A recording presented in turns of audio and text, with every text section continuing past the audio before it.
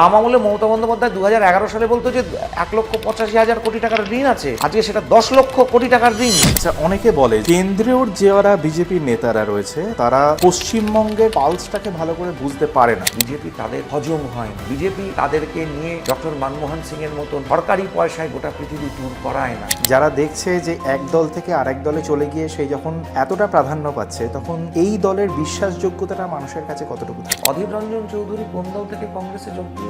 মমতা বন্দ্যোপাধ্যায়ের মন্ত্রিসভায় কজন আদি তৃণমূল আছে? তৃণমূল যাদেরকে নিয়ে তৈরি হয়েছিল তাদের মধ্যে বর্তমানে তৃণমূলে কতজন আছে? মমতা বন্দ্যোপাধ্যায়ের পাশে কারা আছে? অভিষেক বন্দ্যোপাধ্যায়কেও পাঠানো হয়েছে প্রতিনিধি হিসেবে এবং সেখানে তিনি যথেষ্ট নিন্দা করেছেন পাকিস্তানে। মারাঠিদেরকে আপনি কি বলবেন বলুন? রাজস্থানীদের কি বলবেন? পাঞ্জাবিদের কি বলবেন? যখন পরিবর্তনের একটা ব্যবস্থা হয়েছে তখন তৎকালীন যুবনেত্রী মমতা বন্দ্যোপাধ্যায় ক্ষমতার পট পরিবর্তনের পটভূমিকা যেটা তৈরি হয়েছিল সেটাকে ধ্বংস করেছিল। অবাঙালিদের থেকে একটা ঘৃণা বা বিদ্বেষের জায়গা থেকেই হয়তো তাদের মনের মধ্যে এই গোটা উত্তরপ্রদেশ, বিহার, ভারতের একসময় ডাক্তার বলতে অধিকাংশই বাঙালি ডাক্তার পাওয়া যেত। তাহলে পরে বিদ্বেষটা কোথা থেকে এলো? তৃণমূলের মতন একটা আঞ্চলিক রাজনৈতিক দল যার ভারতবর্ষের স্টেট নেই কোনো, তাকে কারা ফান্ডিং করছে, কি উদ্দেশ্যে করছে? জালি স্যালাইন। কেন্দ্র সরকার বারবার করে মানা করেছে। বঙ্গ বিজেপির যে সমাবেশগুলো হয় সেখানে যখন জয় শ্রীরামের স্লোগান ওঠে, তোমার মনে হয় না কি যে সেখানে জয় শ্রীরামের স্লোগানটা না উঠে সেখানে যদি জয় মা কালী বা জয় মা দুর্গা এরকম স্লোগানগুলো যদি উঠতো, তাহলে এখানকার মানুষ অনেক বেশি রিলেট করতে পারতো। সম্পর্ক ছিল বলে মহাপ্রভু শ্রী শ্রী চৈতন্য দেব হরে রাম রাম রাম হরে হরে, হরে কৃষ্ণ কৃষ্ণ কৃষ্ণ হরে হরে মহামন্ত্র দিয়েছিলেন। আদিবাসীরা যারা এখানকার নেটিভ, তারা কোথাও নিজেদের রাইটস থেকে বঞ্চিত হচ্ছে। পশ্চিমবঙ্গের বাঙালি হিন্দু স্বাধীনতার আগের থেকে যারা আছে তাদের কোনো ভয় নেই। ভীতি আছে তৃণমূলের মধ্যে, ভীতি আছে সিপিএম এর মধ্যে। আচ্ছা, অনেকে বলে যে কেন্দ্রীয় যারা বিজেপির নেতারা রয়েছে তারা পশ্চিমবঙ্গের পালসটাকে ভালো করে বুঝতে পারে না, এবং সেটা কিন্তু বঙ্গ বিজেপিরই একজন এমপি এই কথাটা সাম্প্রতিককালে বলেছে যে এখনও কেন্দ্রের যারা বিজেপি নেতারা আছে তারা বঙ্গের বিজেপিকে এখনো অবধি বুঝে উঠতে পারেনি। এ ব্যাপারে দেখুন, ভারতীয় জনতা পার্টির কার্যকর্তারা একটা খুব আবেগপ্রবণ কার্যকর্তা এবং সচরাচর পশ্চিমবঙ্গে আমরা না ভীষণ একটা লোকাল রিজিয়নাল রাজনীতি দেখে অভ্যস্ত। আমরা কংগ্রেস স্টাইলের রাজনীতিটা দেখিনি ৭৭-এর পরে। সব ৭৭-এর পরেই সবার জন্ম, ৭৭-এর আগে তো কারোর জন্ম নেই, বহু পরে জন্ম। কংগ্রেস একমাত্র একটা রাজনৈতিক দল যেটা সর্বভারতীয় ব্যাপ্তি ছিল। অল ইন্ডিয়া সর্বভারতীয় দলেদের পলিটিক্স, স্টাইল অফ পলিটিক্স কী হয় এটা মমতা বন্দ্যোপাধ্যায় খুব ভালো করে জানেন, কারণ উনি সর্বভারতীয় দলের অংশ ছিলেন। অধীর রঞ্জন বাবুরা খুব ভালো করে জানেন। কিন্তু কমিউনিস্ট পার্টি একটা অল ইন্ডিয়া পলিটিক্যাল পার্টি আপনি বলতে পারবেন না। মাত্র 3টে রাজ্যে তাদের উপস্থিতি, আর তার মধ্যে তাদের আবার এ লবি ও লবিকে প্রধানমন্ত্রী হতে দেয়নি 96-তে। সাংবাদিকদের সামনে বেরিয়ে এসে জ্যোতি বসু যখন জিজ্ঞাসা করেছিল আপনাকে যে প্রধানমন্ত্রী হতে দিল না আপনি কি বলবেন, গোপালন ভবন থেকে দিল্লির, খুব বিকৃত স্বরে উনি দেখিয়ে বলেছেন এনাদেরকে জিজ্ঞাসা করুন গোপালন ভবনের দিকে হাত দেখিয়ে। তো এই অল ইন্ডিয়া পলিটিক্সে ইন্দিরা গান্ধী যখন আসতেন এখানে পশ্চিমবঙ্গে কথা বলতে, বা রাজীব গান্ধী যখন এসছেন 84-এ,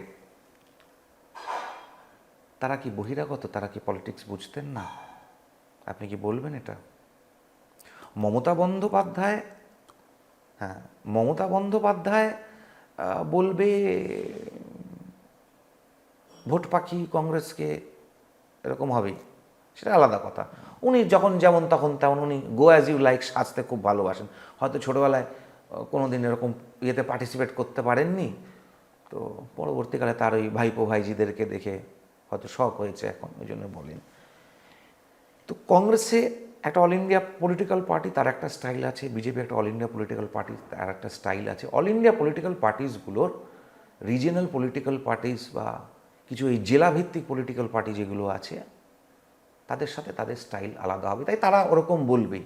কুঁয়োর ব্যাঙ কুঁয়োর মতনই কথা বলবে, আর সমুদ্রের তিমি মাছের মতন কথা বলবে। কিন্তু এই কথা তো তোমাদের এমপিই বলছে। তো সেটাই বললাম যে এটা আবেগ থেকে বলেছেন সেটা, এবং তার পরবর্তীকালে তিনি সেটার ক্ল্যারিফিকেশনও দিয়ে এবং দিয়েছেন। প্রায়শই বিজেপির মানে বঙ্গ বিজেপির ভেতরের অন্তর্দ্বন্দ্বটাও কিন্তু অনেক সময় বাইরে প্রকাশ্যে চলে আসে, এবং সেটা তো অবশ্যই পার্টির ভাবমূর্তি নষ্ট করে। বঙ্গ বিজেপির মধ্যে এটা সম্পূর্ণ মিডিয়া ন্যারেটিভ, কোনো রকম কোনো অন্তর্দ্বন্দ্ব নেই। অন্তর্দ্বন্দ্ব যদি থাকতো তাহলে একটা পলিটিক্যাল পার্টি, 80 সালে তৈরি হওয়া পলিটিক্যাল পার্টি, তার অস্তিত্ব পশ্চিমবঙ্গে যেখানে প্র্যাকটিক্যালি কিছুই ছিল না। আমরা 87-এ 80-তে তৈরি হয়েছে, 82-তে পশ্চিমবঙ্গের পার্টি তৈরি হওয়ার পর প্রথম নির্বাচন 82-তে, সেখানে আমাদের বোধহয় 3% না 4% ভোট ছিল। তারপরে 87-এ আমাদের 12% ভোট। তারপরে সেখান থেকে দাঁড়িয়ে 2014 সালে আমাদের 17% ভোট। তারপরেই 18টা এমপি। যদি অন্তর্দ্বন্দ্ব থাকতো তাহলে একটা পলিটিক্যাল পার্টি এখানে পৌঁছাতে পারতো। যদি অন্তর্দ্বন্দ্ব থাকতো তাহলে পরে একটা পলিটিক্যাল পার্টি প্রধান বিরোধী শক্তি হয়ে যেত, যে রাজ্যে তার কোনো অস্তিত্বই ছিল না কোনো দিন। 80 সালে তৈরি হওয়া একটা পার্টি। আর যে পলিটিক্যাল পার্টিগুলো পশ্চিমবঙ্গের মাটি নিজেকে বাংলা বাঙালি বলে ঢেঁড়া পেটায়, সেই কংগ্রেস আর সিপিএম পুরো বিধানসভা থেকে আউট, লোকসভা থেকে আউট এই রাজ্য থেকে। এটা হতো যদি অন্তর্দ্বন্দ্ব থাকতো। আচ্ছা, তুমি যে বলছো অন্তর্দ্বন্দ্ব নেই, কিন্তু পুরনো বিজেপি এবং নব্য বিজেপিদের মধ্যে তো অন্তর্দ্বন্দ্ব লেগেই রয়েছে এখনো অবধি। বিশেষ করে যারা অন্য দল থেকে বিজেপিতে সাম্প্রতিককালে এসেছে বা জয়েন করেছে, তারাই এখন দেখা যাচ্ছে যে বিজেপির মুখ হয়ে যাচ্ছে। অথচ যারা দীর্ঘকাল ধরে, বলতে গেলে প্রায় গোটা জীবনটাই বিজেপি পার্টির জন্য উৎসর্গ করে দিয়েছে, তারা হয়তো সেই স্থানটা পাচ্ছে না। কে আছে এরকম? শ্রমিকদাকে কি আপনি বলবেন অন্য দল থেকে এসছে? শ্রমিকদার ইম্পর্টেন্স নেই, বালু মামার ইম্পর্টেন্স নেই, বিশ্বপ্রিয় চৌধুরীর? কিন্তু এই মুহূর্তে যে বিজেপির সব থেকে প্রধান মুখ, সে তো অন্য দল থেকে এসেছে। আমাদের ওরকম কোনো প্রধান মুখ বলে কিছু নেই। এগুলো এগুলো একটা একটা মিডিয়া ন্যারেটিভ তৈরি করে দেওয়া হয়েছে। পার্টির প্রেসিডেন্ট কে? পার্টির জেনারেল সেক্রেটারি কারা? ভাইস প্রেসিডেন্ট কে? আমরা তো সবাইকে নিয়ে চলার চেষ্টা করছি। আমরা বলেছি মমতার বিরুদ্ধে, তৃণমূলের অপশাসনের বিরুদ্ধে লড়তে হবে। তাতে আপনারা যারা সঙ্গে আসতে চাইছেন সঙ্গে আসুন। মমতা বন্দ্যোপাধ্যায়ের যে ধরনের স্টাইল অফ পলিটিক্স, পশ্চিমবঙ্গ যে জায়গায় পৌঁছে গেছে, একটা রাজ্যের এই মুহূর্তে দাঁড়িয়ে আপনার মাথায় 1 লক্ষ টাকা যে ধার আছে আপনি জানেন রাজ্য সরকারের? একটা নতুন যে বাচ্চা জন্মাচ্ছে তার মাথায় 1 লাখ টাকা ধার, 10 লক্ষ কোটি টাকায় রাজ্যের ঋণ। বাম আমলে মমতা বন্দ্যোপাধ্যায় 2011 সালে বলতো যে 1,85,000 কোটি টাকার ঋণ আছে, আজকে সেটা 10 লক্ষ কোটি টাকার ঋণ। একটা রাষ্ট্র, নিচের দ্বীপ রাষ্ট্র শ্রীলঙ্কা, মাত্র 6 লক্ষ কোটি টাকার জন্য উথাল পাথাল সর্বস্ব একদম মানে ফতুর হয়ে গেল, বিক্রি হয়ে গেল, তলিয়ে গেল দেশটা। তাকে ফান্ডিং করে তৈরি করতে তার থেকে 4 লক্ষ কোটি টাকা বেশি ঋণ আমাদের। এই পরিস্থিতির থেকে, ইকোনমিক ইমার্জেন্সির হাত থেকে পশ্চিমবঙ্গকে বার করে আনার জন্য যারা যারা আসতে চাইছেন তারা আসুন। তারা বিভিন্ন জায়গা থেকে লোকে আসছে। তার মানে এটা তো নয় যে ভারতীয় জনতা পার্টির যেটা ডিএনএ, ভারতীয় জনতা পার্টি বলতে যেটা বোঝায় সেটা সম্পূর্ণ ডিসলভ করে যাচ্ছে। এটা কখনোই না। আমাদের একটা ঘোষিত আদর্শ আছে, আমাদের পঞ্চশীল আছে, পঞ্চনীতি আছে। আমরা সেই নীতি, সেই শীলের মধ্যেই আছি। কিন্তু এই জিনিসটাকে সাধারণ মানুষকে তুমি বোঝাতে পারবে? যারা দেখছে যে এক দল থেকে আরেক দলে চলে গিয়ে সেই যখন এতটা প্রাধান্য পাচ্ছে, তখন এই দলের বিশ্বাসযোগ্যতাটা মানুষের কাছে কতটুকু থাকছে? অধীর রঞ্জন চৌধুরী কোন দল থেকে কংগ্রেসে যোগ দিয়েছে? 77-এর সময় জনতা পার্টির র্যাঙ্ক অ্যান্ড ফাইল সব নেতারা কোন পার্টিতে গিয়ে যুক্ত হয়েছিল? মমতা বন্দ্যোপাধ্যায়ের মন্ত্রিসভায় কজন আদি তৃণমূল আছে? তৃণমূল যাদেরকে নিয়ে তৈরি হয়েছিল তাদের মধ্যে বর্তমানে তৃণমূলে কতজন আছেন? মমতা বন্দ্যোপাধ্যায়ের পাশে কারা আছেন? শুধু বিজেপিকে ম্যালাইন করার জন্য লেফট লিবারেল লুটিয়ান্স ইকোসিস্টেমের অনেক রকম ন্যারেটিভস তৈরি হবে, কারণ বিজেপি তাদের হজম হয় না। বিজেপি তাদেরকে নিয়ে ডক্টর মনমোহন সিংয়ের মতন সরকারি পয়সায় গোটা পৃথিবী ট্যুর করায় না। তাই তাদের একটা ন্যারেটিভ, তাদের ক্ষতি হচ্ছে। তাদের ফরেন ফান্ডস আসার রাস্তা বন্ধ হচ্ছে, তাই ধরনের ন্যারেটিভ তৈরি হচ্ছে। কিন্তু রাজ্য সরকারের কাছে একটা তো হাতিয়ার এখনও রয়েছে, তা হলো যার কথা আমি এইমাত্র বললাম, যখন সে তার আগের দলে ছিলেন তখন কিন্তু একটি কারাপশানের মামলায় তিনি অভিযুক্ত ছিলেন এবং সেই স্টিং অপারেশনে কিন্তু তারও ভিডিও দেখা তো গিয়েছিল। রাজ্য সরকার এটা নিয়ে পার্সু করছে না কেন? এবং স্টিং অপারেশনের যে বক্তব্যটা দেওয়া হয়েছে সেটা তো তার বাবা ক্যামেরার সামনে এসে তারপরে দাঁড়িয়ে পরিষ্কার বলে দিয়েছিলেন। এবং সেই সময় মেদিনীপুরে ভয়াবহ বন্যা হয়েছিল, অর্থের প্রয়োজনীয়তা ছিল, আমরা জিনিসপত্র চেয়েছিলাম। সুলতান আহমেদ এবং আরেকজন কার নাম নিয়েছিলেন, তারা বলেছিলেন আমরা তো জিনিসপত্র দিতে পারবো না, আমরা টাকা দিয়ে দিতে পারবো। তো তখন তারা বলেছিলেন ঠিক আছে টাকাটা দিয়ে দিলাম তাহলে। এবং সেই সময় নৌকো করে বন্যাত্রাণে খাবার খিচুড়ি তৈরি করে প্রতিদিন মেদিনীপুরের বন্যায় যে নিয়ে যাওয়া হতো, এটা মিডিয়ার মধ্যেই আছে। তিনি জাস্টিফিকেশন তো পরের দিনকে দিয়ে গেছিলেন। আর যতবার এই স্টিং অপারেশনের নাম হবে ততবার তো স্যান্ডো গেঞ্জি পরা ববি হাকিমের নাম আসবে, ততবার তো সৌগত রায়ের নাম আসবে, কাকলি ঘোষ দস্তিদারের নাম আসবে, র্যাঙ্ক অ্যান্ড ফাইল তৃণমূল। তার জাস্টিফিকেশনটা আগে দিক। কিন্তু তারা তো দল পাল্টায়নি। তারা দল না পাল্টাক, তাদের ইয়েটা দিক। তারা কেন নিয়েছিলেন আজ অব্দি কেউ বলেছেন? ববি হাকিম কেন নিয়েছিল? Oh so much money, thank you, যার জন্য সৌগত রায়ের নামই হয়ে গেল থ্যাংক ইউ জেঠু। তাই তো বললেন না তো। উনি রবিনা ট্যান্ডনকে পাশে নিয়ে তু চিজ বাড়ি হ্যায় মাস্ত মাস্ত নাচলেন, কিন্তু থ্যাংক ইউটা কেন বললেন তার কারণ তো বললেন না। স্যান্ডো গেঞ্জি পরে যখন ববি হাকিম টাকাটা নিচ্ছিল, তার মানে কতটা হৃদ্যতা অন্তরঙ্গ তার সঙ্গে, যে একটা নেতা স্যান্ডো গেঞ্জি পরে কারোর সামনে চলে এসছে, তার বাড়ির একেবারে অন্দরমহলে নিয়ে গেছে।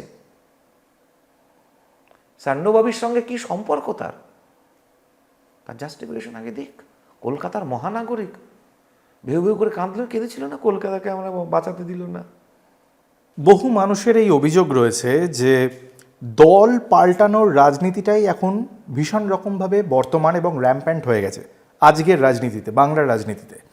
আমরা যেরকম দেখতে পেয়েছি যে বর্তমান শাসক দলেও বহু অন্যান্য দলের মানুষরা স্থান পেয়েছে, শুধু স্থান পায়নি, তাদের যারা প্রাক্তন কর্মীরা তারা ব্যাকফুটে চলে গেছে, কিন্তু যারা সদ্য এসেছে দলের মধ্যে তারা হঠাৎ করে রাতারাতি প্রাধান্য পেয়ে গেছে, গুরুত্ব পেয়ে গেছে। এবং একই রকম ট্র্যাডিশন আমরা কিন্তু বিজেপির মধ্যেও দেখতে পাচ্ছি। তাহলে ডিফারেন্সটা কোথায়? মানে আমরা কি এক্সাম্পল তাদের দেখব যারা ক্লাসে ফেল করে, নাকি এক্সাম্পল তাদের দেবো যারা ক্লাসে ফার্স্ট হয়? বাইরে থেকে এসে সম্পূর্ণ ক্ষমতা তাদের হাতে চলে গেছে এরকম তো কোনো উদাহরণ এখনো অবধি ভারতীয় জনতা পার্টির কোনো রাজ্যে নেই, যে একমাত্র সেই মুখ, বাকি বিজেপির আর কোনো অস্তিত্ব নেই। বিজেপির যে নীতি, বিজেপির যে আদর্শ তার বাইরে চলছে। তারা নিজেদেরকে যদি বিজেপির মতে মানিয়ে নিতে পারেন, বিজেপির স্টাইল অফ পলিটিক্সে যদি অ্যাকাস্টম হয়ে যেতে পারেন, তাহলে অসুবিধাটা কোথায়? রাজনীতিতে লোক তো আপনি জন্ম দিতে পারবেন না, ক্যাডারের তো একটা বেস চাই।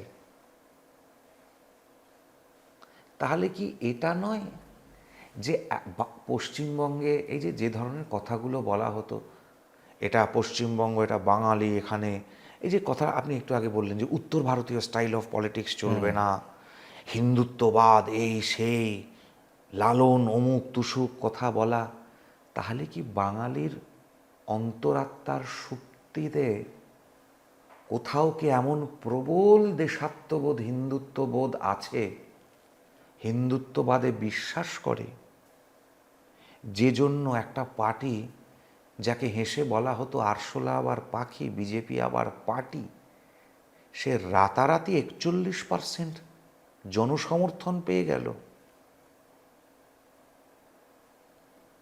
100 জনসংখ্যার মধ্যে 70 জন মেজরিটি কমিউনিটি, 30 জন মাইনরিটি কমিউনিটি। এই 70টা মেজরিটি কমিউনিটির মধ্যে 41টা মেজরিটি কমিউনিটি বিজেপিকে সমর্থন করছে। কেন? রাজনীতিতে মানুষ আসবে, আদর্শটা কোন জায়গাটাতে আছে, আদর্শটা সেই দলটা ধরে রাখতে পারছে না আদর্শ বিচ্যুতি হচ্ছে, এটা ইম্পর্ট্যান্ট।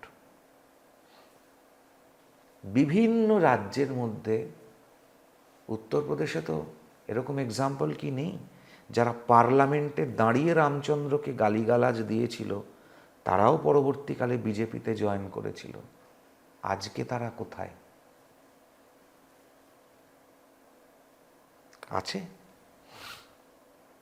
নেই তো। তাহলে তুমি কি বলছো যে এই যে দল পাল্টানোর ট্র্যাডিশনটা, এখানে কোথাও আরএসএসেরও সমর্থন রয়েছে? কারণ আমরা তো শুনেছি যে আরএসএসই বিজেপির সমস্ত কিছু নির্ধারিত করে। না, তো একদম না। আরএসএস একটা সম্পূর্ণ স্বতন্ত্র সোশ্যাল ওয়ার্কার, কিন্তু তবুও বিজেপির ওপর তো তার একটা প্রভাব নিশ্চয়ই রয়েছে। বিজেপি আরএসএস এর কাছে যদি কার্যকর্তা চায়, আরএসএস থেকে যদি কেউ আসতে ইচ্ছুক হয় সে আসবে। যেরকম আমাদের general secretary organisation, BJP RSS এর কাছে চান রাষ্ট্রীয় স্বয়ংসেবক সংঘ তার কোনো প্রচারককে জেনারেল সেক্রেটারি অর্গানাইজেশন করে পাঠান, মহামন্ত্রী সংগঠন। এর বাইরে আর কিছু নয় তো। রাষ্ট্রীয় স্বয়ংসেবক সংঘের দায়িত্ব মুক্ত হয়ে যদি কেউ বিজেপিতে আসতে চায় আসতে পারে, যদি বিজেপি গ্রহণ করতে চায়, যদি আরএসএস তাকে, তার যদি ইচ্ছে থাকে। এর বাইরে আর কিছু নয়। আচ্ছা, আরএসএস একটি সোশ্যাল অর্গানাইজেশন এবং বর্তমানে পৃথিবীর লার্জেস্ট ভলেন্টারি সোশ্যাল অর্গানাইজেশন। এত গালিগালাজ, এত কথা, ব্রিটিশের দালাল, অমুক তুসুক শোনার পরেও পৃথিবীর সর্ববৃহত্তম সোশ্যাল ওয়ার্কার্স অর্গানাইজেশন। তিনবার তাকে ব্যান করার পরেও সে সোশ্যাল অর্গানাইজেশন। কোথাও কোনো গন্ডগোল হলে পরে, প্রাকৃতিক দুর্যোগ হলে পরে সব থেকে আগে যাকে দেখতে পাওয়া যায় সেই সোশ্যাল অর্গানাইজেশন। আচ্ছা। আমি তো, আপনি যে দলবদলের কথা বললেন, কিছু কিছু ব্যক্তি মানুষ তো থেকে যায়। আমরা তো কমিউনিস্ট পার্টির তীব্র বিরোধী, কিন্তু হীরেন্দ্রনাথ মুখোপাধ্যায়কে তো খুব সম্ভ্রমের সঙ্গে, শ্রদ্ধার সঙ্গে আমরা স্মরণ করি, কারণ দেশ তার কাছে আগে ছিল। তিনি ছিলেন কমিউনিস্ট, কট্টর কমিউনিস্ট, কিন্তু দেশাত্মবোধটা তার মধ্যে ছিল, যেটা অন্য খুব কম কমিউনিস্টদের মধ্যে থাকে, প্র্যাকটিক্যালি নেই। লোন এক্সাম্পল মহাবীর ত্যাগী কংগ্রেসের,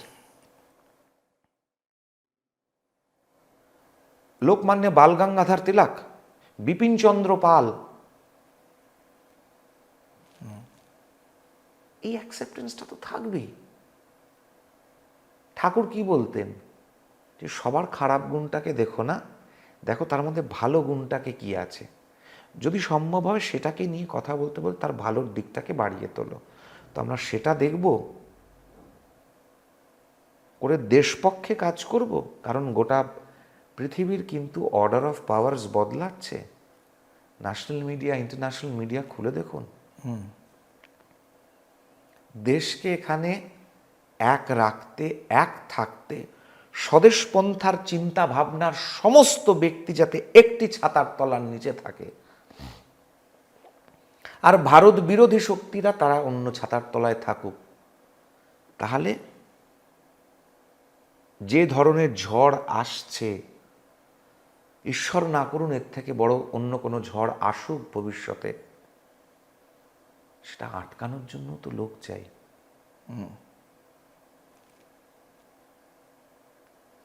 তো সেই দেশাত্মবোধ তো বর্তমান শাসক দলের মধ্যেও দেখা যায়, কারণ সাম্প্রতিককালে যে অপারেশন সিন্দুর ঘটলো, যে যে অ্যাটাকটা হলো আমাদের নির্বিচারে যেখানে হত্যা করা হলো, সেখানেও কিন্তু দেখা গেছে যে ভারত সরকার কিন্তু বিভিন্ন দেশে প্রতিনিধি পাঠিয়েছিলেন। তো সেখানে কিন্তু ইন্দোনেশিয়া বা সাউথ ইস্ট এশিয়ার দেশগুলোতে কিন্তু অভিষেক বন্দ্যোপাধ্যায়কেও পাঠানো হয়েছিল প্রতিনিধি হিসেবে, এবং সেখানে তিনি যথেষ্ট নিন্দা করেছেন পাকিস্তানে। তো তাদের মধ্যেও তো সেই দেশাত্মবোধটা রয়েছে। তাদের মধ্যে কিভাবে পাঠানো হয়েছে সে তো বিশ্ব সংসারে সবাই দেখেছে। তারা কীরকমভাবে আপত্তি জানিয়েছিল, একে পাঠানো হবে না, ওকে পাঠানো হবে না। অনেক দলই অনেক আপত্তি জানালো, একে পাঠাতে হবে, ওকে পাঠাতে হবে, ওকে মুখ করতে হবে, তাকে হাত করতে হবে। কিন্তু ভারত সরকার তো প্রচণ্ড প্রশংসা করেছে। হ্যাঁ, রাজনৈতিক দল সবাইকে নিয়ে চলতে হবে দেশের পক্ষে, তাকেও পাঠানো হয়েছে। শশী থারুরকেও পাঠানো হয়েছে, সেও কংগ্রেসের লোক। আচ্ছা, বিজেপি যদি কোনোদিনও ক্ষমতায় আসে পশ্চিমবঙ্গে, তাহলে বিজেপি কি এইরকম সিন্ডিকেট মুক্ত, যে অভিযোগগুলো বিজেপিই তোলে, যে একটা সিন্ডিকেট মুক্ত, রাজনৈতিক ভীতি মুক্ত বা একটা সন্ত্রাস মুক্ত বাংলা কি উপহার দিতে পারবে বাঙালিকে? পশ্চিমবঙ্গ কি ভারতবর্ষে প্রথম রাজ্য হতে চলেছে যেখানে বিজেপি ক্ষমতায় আসবে এবং শাসন করবে? ভারতবর্ষের এতগুলি রাজ্যের মধ্যে কোথাও কি এই অভিযোগটি আছে? কিন্তু বঙ্গ রাজনীতি আর সামগ্রিক ভারতবর্ষের রাজনীতির প্রেক্ষাপটটা কিন্তু আলাদা। না, বঙ্গ কি ভারতবর্ষের বাইরে? বাইরে না হলেও এখানকার কিন্তু রাজনৈতিক কালচারটা কিন্তু অনেকটাই ডিফারেন্ট। রাজনৈতিক কালচার বঙ্গ, কেরালা এবং ত্রিপুরার এক, কারণ এই তিনটে জায়গাতেই বামপন্থীরা শাসন করেছে, এবং যেখানে শাসন করেছে সেখানে হিংসার রাজনীতি হয়েছে। বিহারে একটা নির্বাচন হয়ে গেল, একটা শুকনো পাতা ছোঁড়ার একটা অভিযোগ পেয়েছেন, কোনো বিরোধী দল করতে পেরেছে? পশ্চিমবঙ্গে একটা লোকাল রিক্সাওয়ালার ইউনিয়নের নির্বাচন যদি হয়, সেখানে পর্যন্ত খুন খারাপি হয়ে যাচ্ছে। এবং এটা ত্রিপুরা, কেরালা, পশ্চিমবঙ্গ, এর বাইরে কিন্তু আর কোথাও হচ্ছে না। ওই বিহারের এক সময় যা হতো সেটাও বন্ধ হয়ে গেছে, কিন্তু পশ্চিমবঙ্গেও হচ্ছে না। কেন? পশ্চিমবঙ্গকে এই আলাদা, আমরা ভীষণ আলাদা, এই ন্যারেটিভটা বন্ধ করতে হবে। এই সেপারেটিস্ট মেন্টালিটিটা একটা টিপিক্যাল লেফটিস্ট ন্যারেটিভ। আমরা আলাদা নই ভারতবর্ষের থেকে, আমরা চাল খাই। যে মহাদেব এখানে তারকেশ্বর নামে পূজিত হন, তারকনাথ, জয় বাবা তারকনাথ, ভোলে বাবা পারকারেগা বলতে বলতে শ্রাবণ মাসে যায়, সেই একই মহাদেব কাশী বিশ্বনাথে পুজো হচ্ছেন, অমরনাথে পুজো হচ্ছেন, দক্ষিণে রামেশ্বরমে পুজো হচ্ছেন। আমরা পায়েস দিই, আমরা খিচুড়ি দিই, ওরা হয়তো লাড্ডু, বেসন কা লাড্ডু দিচ্ছে, তফাৎ এইটুকু, এর বাইরে কিছু নয়। আমরা কোনো অংশে আলাদা নই। অঙ্গ, বঙ্গ, কলিঙ্গ, অঙ্গবঙ্গ, কলিঙ্গ, শুঙ্গ, পৌণ্ড্র, দৈত্যরাজ বলির 5 পুত্রের নামে এই 5 অঞ্চল। মহাপ্রভু চৈতন্যদেব বারেন্দ্র ছিলেন কন্নৌজ, উত্তরপ্রদেশের কন্নৌজ ব্রাহ্মণের বংশধর। সুরেন্দ্রনাথ বন্দ্যোপাধ্যায়, উমেশচন্দ্র বন্দ্যোপাধ্যায়, মমতা বন্দ্যোপাধ্যায় যদি বন্দ্যোপাধ্যায় হয়ে থাকেন, প্রণব মুখার্জি, রাজর্ষি লাহিড়ী, যতগুলো পদবি বললাম, ঘোষ, বোস, গুহমূত্র, দত্ত, মুখার্জি, ব্যানার্জি, চ্যাটার্জি, গাঙ্গুলি, ঘোষাল, মৈত্র, বাগজি, সান্যাল, ভাদুরী, লাহিড়ী, তার মধ্যে মহুয়া মৈত্রও আছে। সিপিএম পার্টির শ্রমিক লাহিড়ীও আছে। টিভিতে বলতে আসেন কমিউনিস্ট পার্টির শ্রমিক বাগচি, তিনিও আছেন। নিজেকে আন্তর্জাতিক বলে মা কালীকে গালি দেওয়া মহুয়া মৈত্রও আছে। তাহলে বাঙালি না ধরতে গেলে এরা কেউ বাঙালি নয়, তখন কি করবেন? গর্গ চট্টোপাধ্যায় যে নিজেকে সব থেকে বড় বাঙালি বাঙালি বলে, ও বাঙালি নয়, ওর বাপ ঠাকুরদাও পূর্বপুরুষ উত্তরপ্রদেশ থেকে এসছে। চট্টোপাধ্যায় কাশ্যপ গোত্রীয়, রাঢ়ী ব্রাহ্মণ। তাহলে আমরা কিসের আলাদা? কিন্তু এই আলাদা মনোভাবটাকে তৈরি হয়েছে দীর্ঘকাল ধরে বাঙালিদের একটা অভিজ্ঞতা থেকে, যেখানে তারা হয়তো হিন্দি বলায় গিয়ে কোথাও একটু বিদ্বেষ উপলব্ধি করেছে, মানে অবাঙালিদের থেকে একটা ঘৃণা বা বিদ্বেষের জায়গা থেকেই হয়তো তাদের মনের মধ্যে এই ধারণাটা তৈরি হয়েছে। গোটা উত্তরপ্রদেশ, বিহার, উত্তর ভারতের একসময় ডাক্তার বলতে অধিকাংশই বাঙালি ডাক্তার পাওয়া যেত। তো তাহলে পরে বিদ্বেষটা কোথার থেকে এলো? আলাদা আলাদা বলে আমরা আলাদা, এই যে গোটা ভারতবর্ষে আপনি দেখবেন তো মারাঠিদেরকে আপনি কি বলবেন বলুন তো, রাজস্থানীদের কি বলবেন, পাঞ্জাবিদের কি বলবেন? ভারতবর্ষের দেশের জন্য যারা প্রথম ঝড়টা সব থেকে আগে নিজেদের ওপর নিয়েছে, তারা আলাদা নয়? আমরা তো একদম পূর্ব প্রান্তে, ইস্টার্ন সমস্ত ঝড়গুলোর সব থেকে শেষে ঝড় সহ্য করেছি। শিখদের আলাদা বলা উচিত, তাহলে রাজস্থানকে আলাদা বলা উচিত, রাজপুতদেরকে। তারা আলাদা নয়? আলাদা হয়ে আমরা কি অ্যাচিভ করতে পেরেছি? আমরা তো নিজেদেরকে বিরাট আলাদা, আমরা খুব আলাদা বলে যাচ্ছি। আলাদাটা অ্যাচিভ করলাম কি? অ্যাচিভটা কি করেছে এটাতে বলুন? What are are achievements? একটা জেলা মুর্শিদাবাদ, যে ওয়ার্ল্ড জিডিপির 3% কন্ট্রিবিউট করত, ভারতবর্ষে 25%, 30% জিডিপি কন্ট্রিবিউট করত ইউনাইটেড বেঙ্গল। আলাদা, আমরা আলাদা। কত? এখন 3%। পশ্চিমবঙ্গ হচ্ছে এখন বাঙালি, আমরা আলাদা হয়ে আমরা ভারতবর্ষের জিডিপি 3% কন্ট্রিবিউট করি, আমরা আলাদা। হিন্দু মোটর বন্ধ। কতগুলো মিলসের কথা বলবো, আমরা আলাদা। হাওড়া, শেফিল্ড অফ বেঙ্গল, কোথায় বলুন, কোথায় আলাদা? আলাদা 1950 সাল অবধি বলতে পেরেছিলাম আমরা আলাদা। 53 অবধি বলতে পেরেছিলাম, বিধানচন্দ্র রায় অবধি বলতে পারতাম আমরা আলাদা। তারপরে আমরা এই গুরু স্বর্ণা ফুল ছুঁড়ে মারব। যেদিন আবার ভারতীয় জনতা পার্টি আমরা ক্ষমতায় আসব, এসে 1953 সেই বিধানচন্দ্র রায়ের যে পশ্চিমবঙ্গকে প্রতিষ্ঠা করেছিলেন, সেই জায়গা যেদিনকে নিয়ে যেতে পারবো, সেদিন বলবেন আমরা আলাদা। 53 থেকে আজকে 2025 একটা রাজনৈতিক দলের ক্ষমতা হলো না বিধানচন্দ্র রায় সেটাকে ক্রস করার, আর আমরা আলাদা। হরিণঘাটা, উত্তর 24 পরগনা, নদিয়া, নদিয়ার আগে হরিণঘাটা উত্তর 24 পরগনা তো। হ্যাঁ, বিধানচন্দ্র রায়ের প্রতিষ্ঠিত। ওটা পশ্চিমবাংলার বাঙালির ঘরে ঘরে ওপরে ঘি মাখনো ভাষা, দুধ পৌঁছে যেত। এখন 4টে লিকলিকে গরু, খরগোশের মাংস। আমরা তো আলাদা। ঘরে ঘরে এখন লোকের বোমা পটকা এই উড়ে যাচ্ছে, অমুক নেতার বাড়ির ছাদ উড়ে গেল, অমুক পঞ্চায়েতের নেতার বাড়ির তলা থেকে এত এত বোমা পাওয়া গেল। আমরা তো আলাদা। মুখ্যমন্ত্রীর সঙ্গে ডেলিগেশন যাচ্ছে বিদেশে, হোটেলের চামচ চুরি করে নিয়ে চলে এলো, ধরা পড়লো, আমরা তো আলাদা।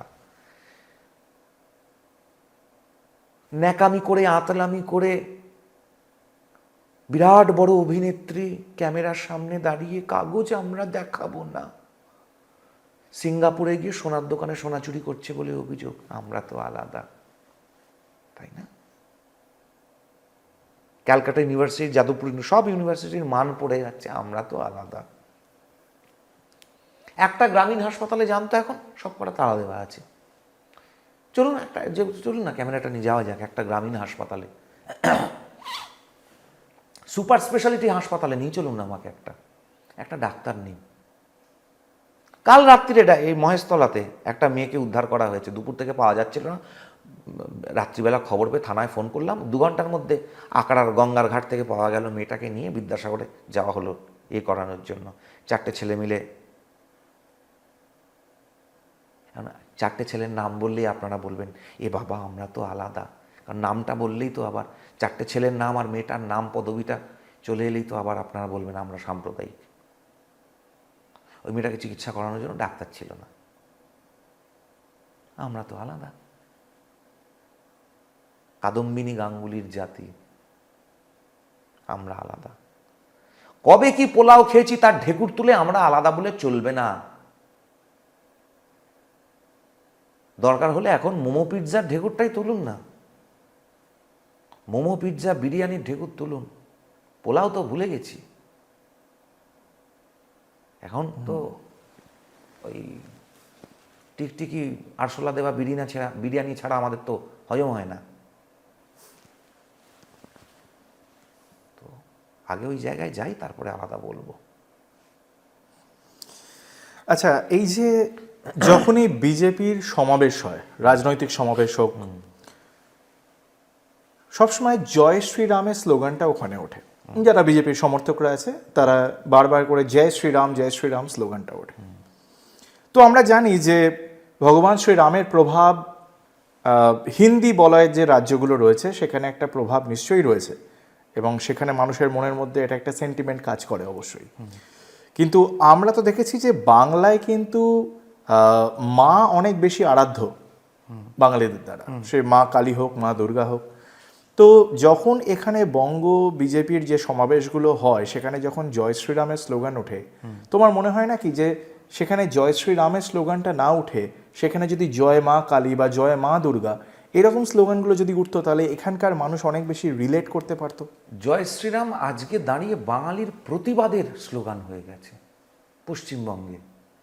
যখন মমতা বন্দ্যোপাধ্যায় উত্তর 24 পরগনায় কনভয় দাঁড় করিয়ে নিয়ে বলেন আমাকে গালাগালি দিচ্ছে জয় শ্রীরাম বলার জন্য, জয় শ্রীরামটা যেদিনকে গালাগালি বললেন মমতা বন্দ্যোপাধ্যায়, তারপর থেকে জয় শ্রীরাম একটা প্রতিবাদ হয়ে গেছে। এর বাইরে আর কিছু নয়। আমরাই তো বলছি জয় মা কালী, জয় বাঙালি, জয় বঙ্গ, জয় গৌরাঙ্গ, এটা তো আমাদের স্লোগান। যারা বাংলা বাঙালির ধ্বজা নিয়ে কথা বলে তারা কোনোদিন জয় মা কালী, জয় বাঙালি বলেছে?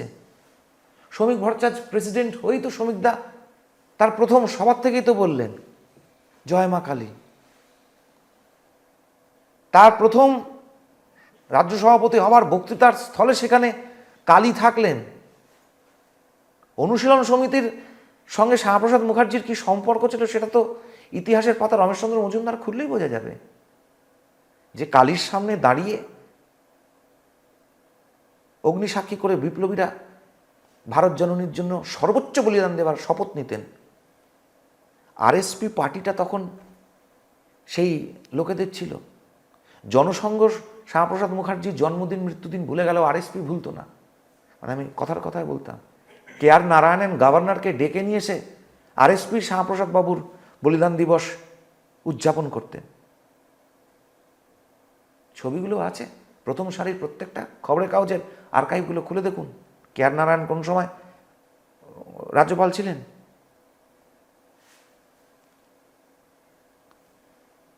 পশ্চিমবঙ্গে রিলেট করা যাবে, রাম রিলেটেবল নয়, এটা আবার একটা লেফটিস্ট ন্যারেটিভ। গোটা উত্তরবঙ্গে কুষাণ গীত বলে একটা গীত হয়, আপনারা জানেন, একটা নাটক হয় দুর্গাপুজোর সময়, বিভিন্ন সময়।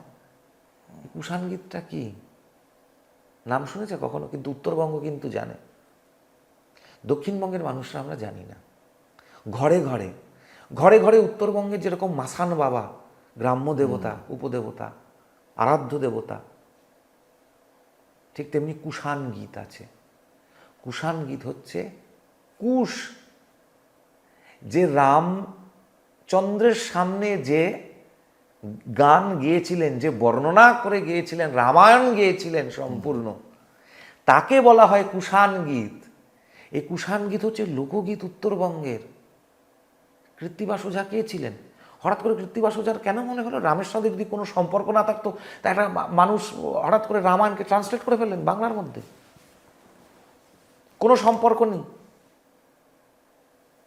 আপনি রামানুজাচার্যের নামে কেউ বাংলায় বই ট্রান্সলেট করেছে? টলেমির নামে কজন বাংলায় বই ট্রান্সলেট করেছে বলুন তো? কারণ সম্পর্ক নেই। সম্পর্ক ছিল বলেই কৃত্তিবাস ওঝা রামায়ণ লিখেছিলেন। সম্পর্ক আছে বলে রামায়তী সম্প্রদায় পশ্চিমবঙ্গে আছে। সম্পর্ক ছিল বলেই মহাপ্রভু শ্রী শ্রী চৈতন্যদেব হরে রাম রাম রাম হরে হরে, হরে কৃষ্ণ কৃষ্ণ কৃষ্ণ হরে হরে মহামন্ত্র দিয়েছিলেন। রামের সঙ্গে সম্পর্ক নেই, এটা হচ্ছে কমিউনিস্ট পার্টির বামপন্থী চিন্তা ভাবনা। কিন্তু আপনি কমপ্লিট ওয়ার্কস অফ লেনিনটা পড়ে দেখবেন।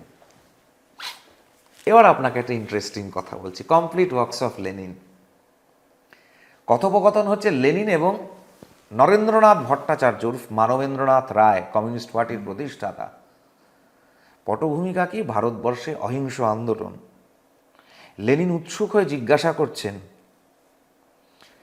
What is this non violent protest that's happening in India? এই অহিংসা আন্দোলনটা ভারতবর্ষে কি? এটা তো একটা অদ্ভুত জিনিস, গোটা পৃথিবী প্রথম দেখছে, আমরা তো কখনো এরকম কিছু শুনিনি, আমাকে একটু বলো এটা কি। মানবেন্দ্রনাথ রায় বলছেন, no Lenin, this is not the first time that the world is seeing a non violent protest. The world has seen the first non-violent protest, and Bengal showed the way. Somebody 500 years back, a man from Bengal stood. বলে, what was the issue? Lenin জিজ্ঞাসা করেন, কারণ কি? মানবেন্দ্রনাথ রায় বলছেন, there was a ban on Harinam Sankirtan by the Islamic invaders, the rulers of Bengal. Lenin জিজ্ঞাসা করছেন, what was the outcome of that movement? Manabendranath Roy বলছেন, the ban on Harinam Sankirtan was lifted. Lenin জিজ্ঞাসা করছেন, what was the slogan that this Chaitanya gave? Manabendranath Roy বলছেন, হরে রাম রাম রাম হরে হরে, হরে কৃষ্ণ কৃষ্ণ কৃষ্ণ হরে হরে। সম্পূর্ণ বিবৃতি দিচ্ছেন মানবেন্দ্রনাথ রায় লেনিনকে, এই আন্দোলনের, ভক্তি আন্দোলনের ব্যাখ্যা করছেন, এবং কথোপকথন শেষ হচ্ছে লেনিন বলছেন, হরে রাম রাম রাম হরে হরে, হরে কৃষ্ণ কৃষ্ণ কৃষ্ণ হরে হরে। কমিউনিস্ট পার্টি পড়েছে? কোনোদিন জানিয়েছে ভারতবর্ষকে? এগুলো তাদের ন্যারেটিভ। সাধে ঋত্বিক ঘটক বলেছিলেন, ভারতীয় কমিউনিস্ট মানে বিপ বিপ। হেমন্ত মুখোপাধ্যায়, দেবব্রত বিশ্বাস, সব তো বামপন্থী।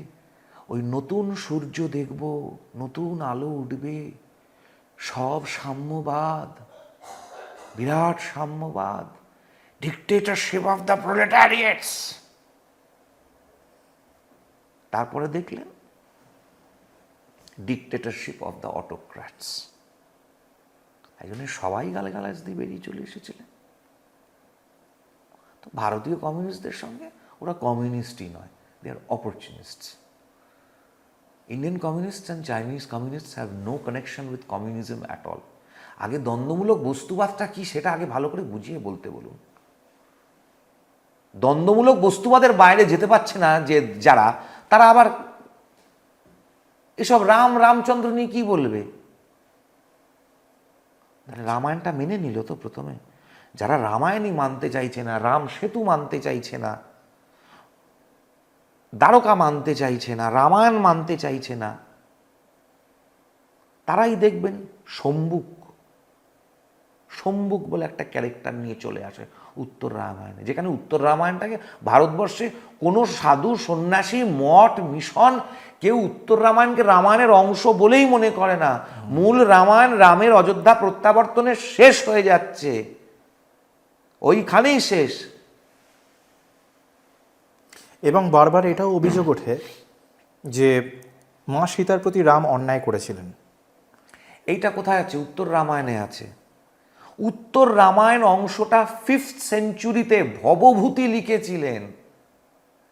মূল রামায়ণ, বাল্মীকি রামায়ণ শেষ হচ্ছে রামচন্দ্রের অযোধ্যা প্রত্যাবর্তনের সঙ্গে সঙ্গে। রামায়ণ শেষ, ফিনিশ। মূল রামায়ণ পড়বেন আর উত্তর রামায়ণ পড়বেন, ভাষার তফাৎ, শ্লোকের তফাৎ, শব্দবন্ধনীর তফাৎ, পরিষ্কার পরিস্ফুট, দুটো এক লোকের নয়। ভারতবর্ষের যে কোনো মঠ, আপনি রামকৃষ্ণ মিশনে চলে যান না, ভারত শাস্ত্রের সঙ্গে চলে যান না, কোনো একজন সন্ন্যাসীকে জিজ্ঞাসা করুন তো, উত্তর রামায়ণ কি রামায়ণের অংশ? উত্তর রামায়ণ হওয়ার দরকার, তার পুরোটাই তো রামায়ণ হতে পারত। উত্তর রামায়ণ বলে আমরা আলাদা করলাম কেন? ওল্ড টেস্টামেন্ট, নিউ টেস্টামেন্ট কি? ওল্ড টেস্টামেন্ট, নিউ টেস্টামেন্ট বাইবেলের একটা বিরাট গল্প।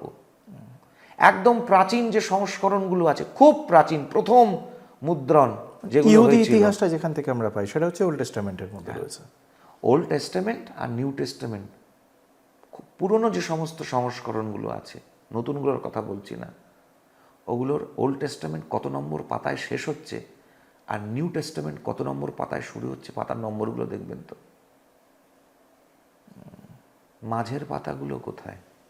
আচ্ছা, তুমি এইমাত্র চাইনিজ কমিউনিস্টদের ব্যাপারে বললে, তাদের সমালোচনা করলে, কিন্তু বর্তমান কেন্দ্র সরকার এখন দেখা যাচ্ছে যে সেই চাইনিজ সরকারের সাথেই হাত মেলাচ্ছে। চাইনিজ কমিউনিজমের সঙ্গে বিজনেসের কি সম্পর্ক আছে?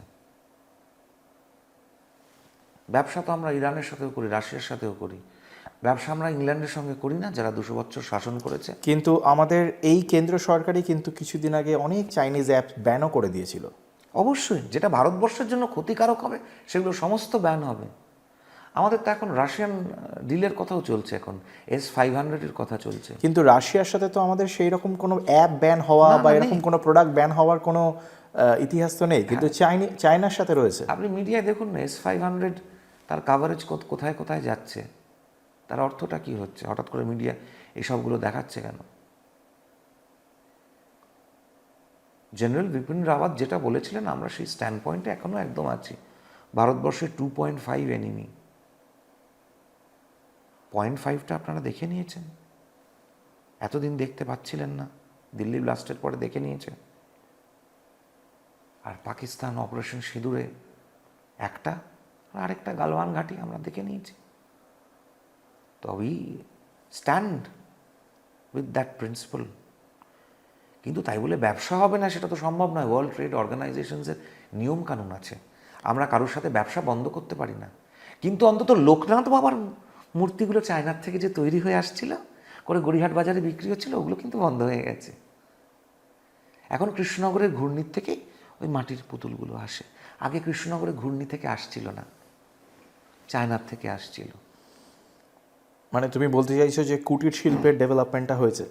গড়িয়াহাট মার্কেটে চলে যাও, এখানে যতগুলো খেলনার দোকান আছে, এখন খেলনাগুলো মেড ইন ইন্ডিয়া। ছোটোবেলায় আমরা খেলতাম না, business, game of the states, এসব নানান রকম। পুরোটাই কেন মেড ইন ইন্ডিয়া হচ্ছে না? সবটাই কেন মেড ইন ইন্ডিয়া হতে পারছে না? মেড ইন ইন্ডিয়া হতে পারছে না কারণ ভারতবর্ষের অধিকাংশ জয়চাঁদের, যারা জয়চাঁদ আছে, তারা পৃথ্বীরাজের সঙ্গে সঙ্গ দিতে চাইছে না। তাই এ পৃথ্বীরাজ তো সে পৃথ্বীরাজ নয় যে বোকামি করে ঘড়িকে ছেড়ে দেবে। ঘড়িকে বাগে সে আনবে। জয়চাঁদ তো ঘরের, তাই তাকেও ইগনোর করে, সরিয়ে কাটিয়ে, যতটা যেভাবে করা সম্ভব হচ্ছে, আস্তে আস্তে ধরবে। কোনোটাই কারোর কাছে আলাদিনের আশ্চর্য প্রদীপ্ত নেই যে ঘষবে আর জিন বেরিয়ে সব কিছু তালি মেরে করে দেবে, বা গুপি বাঘার মতন তালি বাজাবে আর হুন্ডি দেখে সন্ডি চলে যাবে। যে সরকার 50 বছর ক্ষমতায় থাকার পরেও অতি দারিদ্রতার সীমা দূর করতে পারেনি, এই সরকার তো অতি দারিদ্রতার সীমার নিচে থাকা লোকজনগুলোকে তুলে নিয়ে এসছে। এর থেকে বড় অ্যাচিভমেন্ট আর একটা সরকারের মাত্র 10 বছর রাজত্ব করে কি থাকতে পারে? বিলো পভার্টি লাইনে ভারতবর্ষে এই মুহূর্তে কোনো লোক নেই। এটা এই সরকার 10 বছরের রাজত্বে করেছে। আমাদের যে যে এজেন্ডাগুলো ছিল সেগুলো একটার পর একটা, 370, রাম মন্দির, সমস্ত আমরা পূর্ণ করছি, যা যা প্রতিশ্রুতি আমরা দিয়েছিলাম। বোধহয় একটাই পার্টি ভারতবর্ষের যার পলিটিক্যাল এজেন্ডা লেখা প্রতিশ্রুতিপত্র নির্বাচনের আগে ওদের এরকম দিয়ে এরকমভাবে টিক মারে। আপনি টিক মারতে পারবেন এরকমভাবে, এটা ডান, এটা ডান, এটা ডান, টু ডু লিস্ট, যেগুলো অন্য পলিটিক্যাল পার্টির নেই। কিন্তু সেই পার্টির বিরুদ্ধে তো ইলেকট্রাল বন্ড কেনারও অভিযোগ রয়েছে। ইলেকটোরাল বন্ড ভারতবর্ষের সমস্ত রাজনৈতিক দলের বিরুদ্ধে আছে। ইলেকটোরাল বন্ড ভারতবর্ষে ইলেকশন একটা রাজনৈতিক দল লড়বে কিভাবে? একটা রাজনৈতিক দল চালাতে গেলে, এবং এটা তো প্রকাশ্যে হচ্ছে, এটা তো কোনো ওই 80 দশকে খবরের কাগজে বেরোনো ভারতবর্ষের সব থেকে বড় রাজনৈতিক পরিবারের বিরাট অর্থ সুইস ব্যাংকে জমা করা আছে, এরকম তো ব্যাপার নয়। তার অডিট হচ্ছে, তার ডিটেলস ইনকাম ট্যাক্সে জমা পড়ছে। কোন পার্টি ইলেকটোরাল বন্ড নেয় না? ইলেকটোরাল দান প্রত্যেকটা রাজনৈতিক দলকে নিতে হয়। যদি এতই আপত্তি ছিল, তাহলে পরে ইলেকটোরাল বন্ডস নিয়ে বিলগুলোতে কেউ বিরোধিতা করলো না কেন কোনো রাজনৈতিক দল? যে পার্টিগুলো এত বছর ধরে কোনো ক্ষমতায় নেই, তাদেরকে কিসের জন্য ইলেকটোরাল বন্ডস দিচ্ছে? প্রথম প্রশ্ন তো হওয়া উচিত ছিল এইটা। 80টা আনডিসক্লোজড অ্যাকাউন্ট কেরালাতে কমিউনিস্ট পার্টির, সেখানে কারা টাকা পাঠাচ্ছে? তৃণমূলের মতন একটা আঞ্চলিক রাজনৈতিক দল, যার ভারতবর্ষের স্টেক নেই কোনো, তাকে কারা ফান্ডিং করছে? কি উদ্দেশ্যে করছে? জালি স্যালাইন পেয়েছেন? কেন্দ্র সরকার বারবার করে মানা করেছিল। পশ্চিমবঙ্গ ফার্মাসিউটিক্যালস নাকি ধরা পড়ল, পেয়েছিল না টাকা, যারা জালি স্যালাইন সাপ্লাই করছে। যেসব স্যালাইনগুলো শরীরে ঢোকার পরে অজানা জ্বর, অসুস্থতা,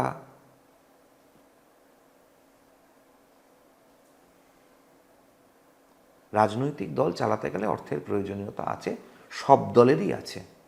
তাহলে এই যে তুমি বললে যে এর কোনো বিরোধিতা হয়নি, বিরোধিতা কি এই কারণেও না হয়ে থাকতে পারে যে তারা হয়তো বিজেপিরই বি টিম, যেটা অনেক লোকে বলে, বিশেষ করে বামপন্থীরা তো ভীষণভাবেই বলে যে বিজেপির সাথে অন্যান্য অনেক দলের একটা সেটিং আছে, বিশেষ করে এই রাজ্যের যে শাসক দল তাদের সাথে বিজেপির একটা সেটিং রয়েছে। তাহলে এই সেটিং তত্ত্ব কি উঠে আসছে বারবার এই বিরোধিতাটা না করবার জন্য? ভীষণ ফেভারিট টপিক এটা আমার। পশ্চিমবঙ্গে দাঁড়িয়ে কমিউনিস্ট পার্টি বলছে বিজেপির সাথে তৃণমূলের আঁতাত, কেরালাতে দাঁড়িয়ে কংগ্রেস বলছে সিপিএমের সাথে বিজেপির আঁতাত। কেননা পিন্নারাই বিজয়ন এখনো জেলের বাইরে আছে, ওর মেয়ে জেলের বাইরে আছে, ওর সেক্রেটারিগুলো জেলের বাইরে আছে। সোনা চুরি, আনডিসক্লোজড অ্যাকাউন্টস 80টা, ফরেন ফান্ডস ট্রান্সফার, তাতে জেলের বাইরে আছে এখনো অব্দি কমিউনিস্ট পার্টির নেতারা। ন্যাশনালে গিয়ে বলছে কংগ্রেসের সঙ্গে বিজেপির আঁতাত আছে। তো এটা হচ্ছে ওই গো অ্যাজ ইউ লাইক, যখন যেমন তখন ওই যেমন খুশি সাজো, ওই প্রতিযোগিতা চলছে। তাই যেখানে দাঁড়িয়ে যার মনে হচ্ছে বিজেপির সঙ্গে যাকে জুড়ে দিয়ে একটা বিরাট বিরোধিতা করে আমি খানিকটা, সিপিএম তো বলবে, কারণ তো কোনো ভোট ব্যাংক করবো, খানিকটা ভোট যদি কেটে নেওয়া যায় বিজেপির থেকে, দিয়ে মমতাকে জেতানো যায়। কিন্তু এটাও তো সত্য, আতাত যদি সিপিএমের মনে হয় যে বিজেপির সঙ্গে তৃণমূলের আছে, তাহলে ইন্ডিজোটে সিপিএম কি করছে? যে ইন্ডিজোটে কংগ্রেসও আছে, যে ইন্ডিজোটে তৃণমূলও আছে, তাহলে একাধিক পঞ্চায়েত সিপিএম আর তৃণমূল মিলে কি করে গঠন করছে? কটা পঞ্চায়েত করেছে সিপিএমের নেতাদের বলবো, যারা বিরোধিতা করছে? তারা হয়তো সেই একই কথা আবার ঘুরিয়ে বলবে যে সামগ্রিক ভারতবর্ষের পরিকাঠামো, মানে যে প্রেক্ষাপটটা রাজনৈতিক, সেটা আলাদা, বঙ্গের ক্ষেত্রে সেটা আলাদা, তাই এক এক জায়গায় তাদেরকে এক একটা স্ট্যান্ড নিতে হয়। বেঙ্গল লাইন, কেরালা লাইন, তাই জন্যে আরএসপি, ফরওয়ার্ড ব্লক, এগুলো কেরালাতে সিপিএমের সঙ্গে, আর এই পশ্চিমবঙ্গে সিপিএমের সঙ্গে, আর কেরালাতে গিয়ে ওগুলো ফরওয়ার্ড ব্লক সিপিএমের বিরুদ্ধে কংগ্রেসের সঙ্গে। এই দুগ্গিবাজি কতদিন চলবে বলুন তো? এই দুগ্গিবাজি রাজনীতিগুলো সিপিএম বন্ধ করুক। ওই 80 দশকের 90 দশকের বস্তা পচা রাজনীতিগুলোর থেকে বেরিয়ে আসতে হবে। ওই কোয়ালিশন পলিটিক্সের যারা পার্টনার ছিল, তারা ভুলে যাচ্ছে যে এটা এখন 21st সেঞ্চুরি। এখন সব ইনফরমেশন, সমস্ত তথ্য লোকের হাতের মুঠোয়। অযথা মিথ্যে কথা বলে কোনো লাভ নেই। কিন্তু এটাও তো সত্য যে এই বিজেপি এবং শাসক দলের এই কোন্দলের মধ্যে কোথাও আস্তে আস্তে আস্তে আস্তে কংগ্রেস এবং বামপন্থীরা তারা অনেকটাই ব্যাকফুটে চলে গেছে, বা তারা অপ্রাসঙ্গিক হয়ে গেছে অলমোস্ট এই বাংলার রাজনীতিতে। দেখুন, এটার জন্য দায়ী তারা নিজেরা। 30 বছর কংগ্রেসের রাজত্ব হয়েছে, বিধানচন্দ্র রায় ছাড়া আর কোন কংগ্রেসের চিফ মিনিস্টার কি করেছে? কংগ্রেস সিদ্ধার্থ শঙ্কর রায় নিজের পায়ে কুড়ুল মেরেছে কংগ্রেসকে নিয়ে। 30 বছর পশ্চিমবঙ্গ কংগ্রেস দেখেছে, তারপরে 34 বছর দেখেছে বামফ্রন্টকে। সেই বামফ্রন্টের আমলে 1996 সালে যখন পরিবর্তনের একটা ব্যবস্থা হয়েছিল এবং সত্যি পশ্চিমবঙ্গ পরিবর্তনের জায়গায় দাঁড়িয়ে আছে 96-তে, তখন তৎকালীন যুবনেত্রী মমতা বন্দ্যোপাধ্যায় সোমেন মিত্রর সঙ্গে লড়াই করে যুব কংগ্রেসকে জোড়া পাতায় গোঁজ প্রার্থী করে বিধানসভায় দাঁড় করিয়ে 60টা সিটে কংগ্রেসকে হারিয়ে ক্ষমতার পট পরিবর্তনের পটভূমিকা যেটা তৈরি হয়েছিল সেটাকে ধ্বংস করেছিলেন।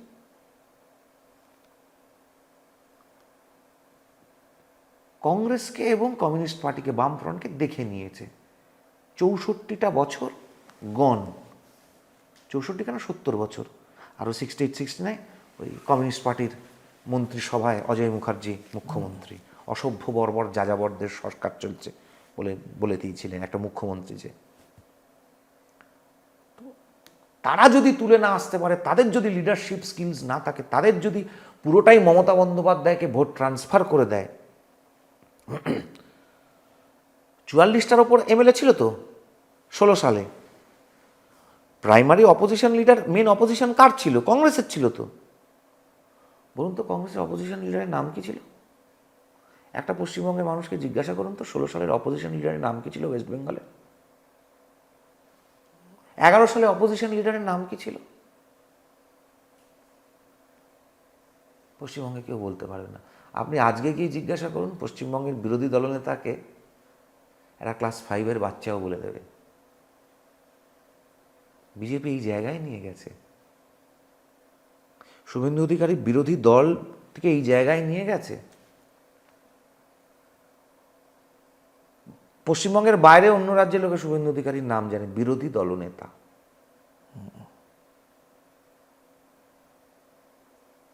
তা এই যে 2019 সালের যে উত্থান বিজেপির বঙ্গ রাজনীতিতে আমরা দেখতে পেয়েছি, তারপর থেকে যতগুলো ইলেকশন হলো বিজেপি এখনো অবধি ক্ষমতায় আসতে পারলো না। কি বাধা হয়ে থাকতে পারে এখনো অবধি? পশ্চিমবঙ্গের রাজনীতির একটা সাবস্ট্যান্সিয়াল পিরিয়ড ইতিহাস বলছে সবাইকে দেওয়া হয়েছে। 30 বছর কংগ্রেসকে, 34 বছর বামফ্রন্টকে। পশ্চিমবঙ্গের মানুষ প্রথমে 3টে এমএলএ দিয়েছিল আমাদেরকে, বিধানসভায় দিলীপ ঘোষের পারফরমেন্স দেখেছে। তারপর তাকে 19টা 18টা এমপি দিয়েছে, তারপর তাকে 77টা এমএলএ দিয়েছে, করে প্রধান এবং একমাত্র বিরোধী দল করেছে। এবার পশ্চিমবঙ্গের জনতা যেদিনকে মসনদে বসাতে চাইবে সেদিন বিজেপি বসে পড়বে। আর তার মধ্যে তো মমতা বন্দ্যোপাধ্যায়ের জামাইরা আছেন না এখন ইনক্লুডেড। তো জামাইরা বাদ যাচ্ছেন এখন এসআইআরে। এই যে ভাড়াটে জামাই, জামাই ষষ্ঠীতে ভাড়াটে জামাই ভাড়া পাওয়া যাচ্ছে বলে যে তৃণমূল কংগ্রেস নিয়ে এসছে, ভাড়াটে জামাইরা বাদ যাওয়ার পরে বিজেপি ক্ষমতায় চলে আসবে। তা এই যে এসআইআরের যখন প্রসঙ্গটা উঠলো, তখন এসআইআর নিয়ে তো মানুষের মনের মধ্যে অনেক ভীতি রয়েছে। মানুষের মনের মধ্যে কোনো ভীতি নেই, ভীতি আছে শুধুমাত্র এই যে জামাইদের কথা বললাম, এই জামাইদের মনে ভীতি আছে, তৃণমূলের মনে ভীতি আছে, সিপিএমের মনে, রাজনৈতিক দলের মধ্যে। আপনি চলে যান না, আপনি সংখ্যালঘু দেখুন, পশ্চিমবঙ্গে যারা বাঙালি হিন্দু, পশ্চিমবঙ্গের বাঙালি হিন্দু স্বাধীনতার আগের থেকে যারা আছেন তাদের কোনো ভয় নেই। 47 সালে যে সমস্ত সংখ্যালঘু সম্প্রদায়ের মানুষরা ভারতবর্ষ ছেড়ে, পশ্চিমবঙ্গ ছেড়ে পাকিস্তান বা পূর্ব পাকিস্তানে, পশ্চিম পাকিস্তান পূর্ব পাকিস্তানে চলে যাননি, যারা ভারতকে নিজের ভূমি বলে ভারতেই থেকে গিয়েছিলেন, 1951 সালের সেন্সাস অনুসারে যে সংখ্যাটা ছিল 19%, তাদের কোনো ভয় নেই। পূর্ববঙ্গ থেকে ধর্মীয় কারণে নিপীড়িত হয়ে উদ্বাস্তু হওয়া বাঙালি হিন্দু 47 সাল থেকে নিয়ে এখনো অবধি যারা এসেছেন বা আসছেন তাদের কোনো ভয় নেই। সিএ 24 সাল অবধি বিনা কাগজে থাকার পারমিশন আইনত ব্যবস্থা। তাহলে দ্বিধাদ্বন্দ্বে সমস্যায় কারা আছেন? স্বরূপনগর, হাকিমপুর বর্ডারে যে কাতারে কাতারে লোক, যাদের সবার হাতে ভোটার আইডি কার্ড, আধার কার্ড আছে, যারা লক্ষ্মীর ভাণ্ডার পাচ্ছে, মধ্যমগ্রাম, উত্তর 24 পরগনা, মালদা, নদিয়া সমস্ত জায়গায়। ওই যে নুরুল হকেরা নারায়ণ সেজে ভারতবর্ষে ঢুকে আছেন। খুলনার আবদুল্লাহ, তিনি মালদার পরেশরঞ্জন অধিকারীর আকাশ থেকে পড়া ছেলের পরেশ অধিকারী হয়ে যে সেজে বসে আছে, তাদের ভয় আছে, তাদের মনে শঙ্কা আছে, তাদের মনে প্রশ্ন আছে। বাকি পশ্চিমবঙ্গের কোনো হিন্দু, কোনো সংখ্যালঘু সম্প্রদায়, কোনো পূর্ববঙ্গে থেকে আসা বাঙাল কারুর মনে কোনো সন্দেহ নেই। কিন্তু বহু মানুষ তো আত্মহত্যাও করছে এবং অনেক বিএলওরাও চাপে পড়ে আত্মহত্যা করছে, এরকম দেখা 95 যাচ্ছে। বছর বয়সের বৃদ্ধ, যিনি দ্বিতীয় বিশ্বযুদ্ধ পেরিয়ে এলেন, সারেগামা পাধানি বোম ফেলেছে জাপানি, মাথার ওপর দিয়ে জাপানিজ চলে যাচ্ছে, ঘর অন্ধকার করে কারফিউ, ভিক্টোরিয়াকে কালো রং করে দেওয়া হলো, এই সময়টা যিনি পেরিয়ে এলেন, কোভিড কাল যিনি পেরিয়ে এলেন, সব কিছু বন্ধ, তিনি এসআইআরের চাপে মারা গেলেন। ভাবা যায়? 95 বছরের বৃদ্ধ। সব গাল গল্পগুলো দিয়ে কি হবে? ইলেকশন কমিশনের সঙ্গে যে যে নিয়মগুলো ছিল, প্রত্যেকটা বিএলওকে 18,000 টাকা দিতে হবে, এখনও অবধি টাকা দেয়নি মমতা বন্দ্যোপাধ্যায় সরকার। প্রশ্ন করুন কেন দেয়নি? 1,000 ডেটা এন্ট্রি অপারেটরের রিক্রুট করার কথা, বিএলওদের কাজ তো ছিল না ফর্মটাকে ডেটা এন্ট্রি করে অনলাইনে আপলোড করা, এই কাজ তো ডেটা এন্ট্রি অপারেটরদের ছিল। ডেটা এন্ট্রি অপারেটর রাজ্য সরকার কেন রিক্রুট করেনি? যদি রিক্রুট নাই করবে তাহলে পরে এগ্রি করেছিল কেন ইলেকশন কমিশনের বৈঠকে? বলে দিতে পারতো আমরা করতে পারবো না, আপনারা করে নিন আপনাদের মতো। যারা মারা গিয়েছে তারা মমতা বন্দ্যোপাধ্যায় এবং তৃণমূল কংগ্রেসের চাপে মারা গিয়েছে। একটাও নাম যেন বাদ না যায়, একটা নাম কেটে বাদ গেলে পরে আমরা লন্ডভন্ড করে দেবো, রক্তাক্ত করে দেবো। কিন্তু তারা বলেছে একটা জেনুইন ভোটারে যেন নাম বাদ না যায়। কে বলেছে? তাতে তো কোনো আপত্তি না। না। প্রথম বক্তব্য শুনুন মমতা বন্দ্যোপাধ্যায়, অভিষেক বন্দ্যোপাধ্যায়, একদম দায়িত্ব সহকারে চ্যালেঞ্জ করে বলছি, প্রথম বক্তব্য ছিল একটা নামও যদি বাদ যায়, তারপর হলো একটা বৈধ নামও যদি বাদ যায়। ওদের ট্রান্সফরমেশনসগুলো দেখবেন। এখন কি বলছে? না, এসআইআরের বিরোধিতা আমরা করছি না, পদ্ধতির বিরোধিতা করছি। কোন পদ্ধতির বিরোধিতা করছে? এসআইআর কেন? এসআইআর একটা কনস্টিটিউশনাল কাজ। 2002-তে পশ্চিমবঙ্গে লাস্ট এসআইআর হয়েছিল। এসআইআর হচ্ছে ডেড ভোটার, ডুপ্লিকেট ভোটার, এইসব ভোটারগুলোকে বাদ দেওয়া, আইডেন্টিফাই ভোটার লিস্টটাকে ঝাড়াই পোছাই করে যারা প্রকৃত ভোটার তাদের নামটা যেন লিভিং ভোটারদের নাম যেন থাকে, এটা এসআইআর এর কাজ। এবার এই কাজ করতে গিয়ে যদি দেখা যায় যে 2002 সালের এসআইআরে আপনার বাবার নাম নেই, আপনার নাম নেই, আপনার বাবার নাম নেই, আপনার মায়ের নাম নেই, তাহলে ইলেকশন কমিশন প্রশ্ন করবে না যে আপনি এলেন কোথার থেকে? আপনার নাম না থাকতে পারে, আপনার 18 বছর বয়স হয়নি তাই জন্য আপনার 2002 সালে নাম ছিল না, অনেকেরই ছিল না, কিন্তু আপনার নাম ছিল না 18 বছর না হওয়ার জন্য, আপনার বাবা মায়ের নাম তো থাকবে রে বাবা। আপনি যদি এখন বলেন না আমার বাবা মায়েরও তো নাম নেই, নাম ছিল না, আপনার ঠাকুরদা ঠাকুমার নাম থাকবে না, আমার ঠাকুরদা ঠাকুমারও তো নাম নেই, তাহলে আপনি এলেন কোথার থেকে? প্রশ্নটা করা হবে না? এই প্রশ্ন করতে গিয়ে যদি দেখা যায় যে অন্য দেশ থেকে লোকজন চলে সেখানে ভোটার হয়ে গেছে, তখন সেটাকে এনআরসি বলে চালিয়ে দেওয়া হবে যে এসআইআরের নাম এনআরসি হচ্ছে। এটা চ্যাংড়ামো হচ্ছে, ছাড়লামো হচ্ছে একটা। এই নোংরা রাজনীতি, এই জঘন্য রাজনীতি কেন? এই ধান্দাবাজির রাজনীতি বন্ধ করতে হবে যে কোনো রাজনৈতিক দলকে। কিন্তু এই এসআইআরটা যখন চালু করা হচ্ছে তখন বলা হচ্ছে যে এখানকার যারা আদি বাসিন্দা, যারা এখানকার নেটিভস, তারা কোথাও নিজেদের রাইটস থেকে বঞ্চিত হচ্ছে, জব অপরচুনিটিস বলুন বা অন্যান্য সব কিছুর থেকে বঞ্চিত হচ্ছে, কারণ যারা বেআইনিভাবে অনুপ্রবেশ করেছে তারা এসে তাদের সমস্ত অপরচুনিটিসগুলোকে গ্রাস করে নিচ্ছে। কিন্তু আজকে এসআইআর করে আমরা তাদেরকে না হয় তাদের নিজেদের দেশে পাঠিয়ে দিচ্ছি, কিন্তু এনআরসির আন্ডারে সেখানকার যারা নিপীড়িত হিন্দু তাদেরকে আমরা আমাদের দেশে বাসস্থান করে দেওয়ার আমরা আশ্বাস দিচ্ছি।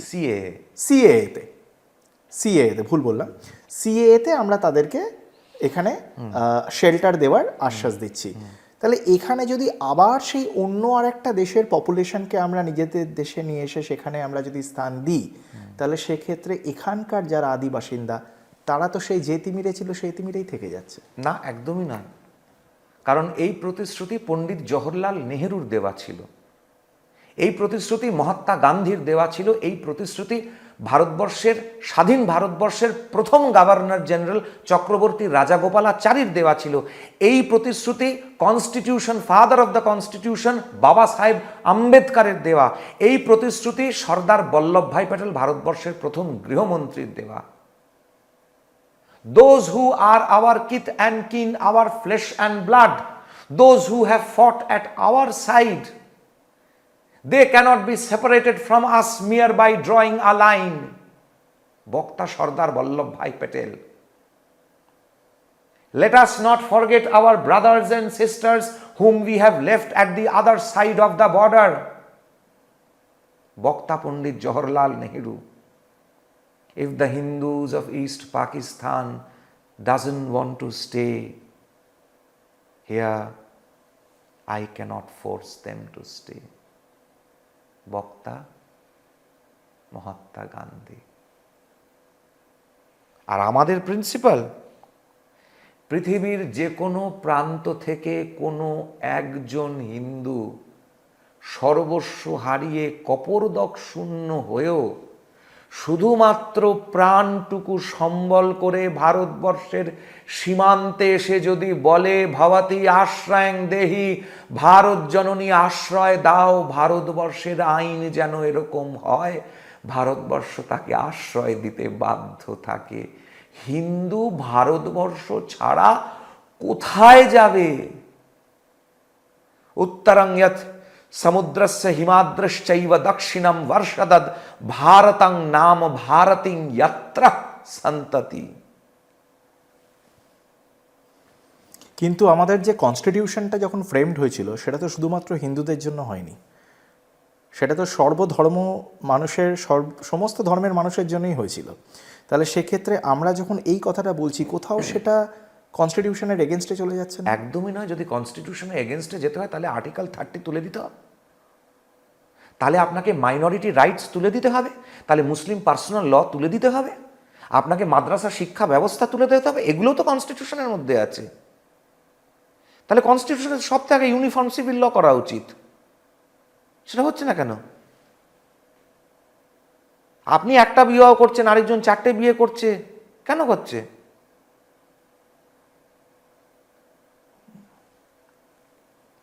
এগুলো কনস্টিটিউশনের মধ্যে আছে। আর পণ্ডিত নেহেরুর বক্তব্য ছিল যদি এই নিপীড়িত হিন্দুদেরকে আশ্রয় দেওয়ার জন্য ভারতবর্ষকে তার সংবিধান বদল করতে হয়, তাহলে ভারতবর্ষ সংবিধান বদল করবে, কারণ গোটাটাই ভারতবর্ষ। এবং নিপীড়িত নির্যাতিত এসব আতলামি কথা বলে তো লাভ নেই, বাস্তবের সঙ্গে এর কোনো মিল নেই।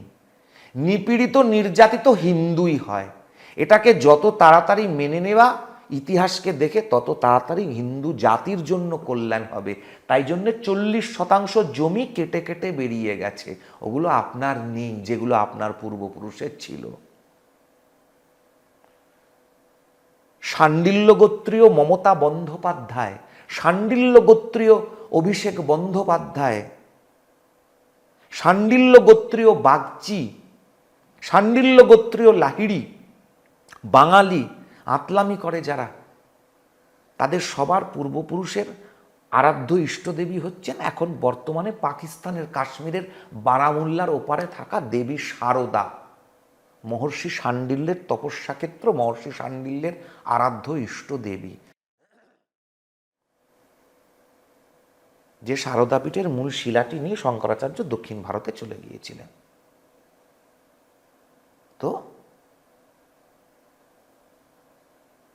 কনস্টিটিউশন এবং founding father's of the nation যাদেরকে বলা হয়ে থাকে, সো কল্ড ফাউন্ডিং ফাদার্স, যদিও আমরা ফাউন্ডিং ফাদার্স হিসেবে বিশ্বাস করি না, কারণ এই সংস্কৃতির ফাউন্ডিং ফাদার্স বলে কিছু হয় না। যদি ফাউন্ডিং ফাদার কেউ থাকে তাহলে সেটা শঙ্করাচার্য হতে পারেন, তিনি ছাড়া আর কেউ নন।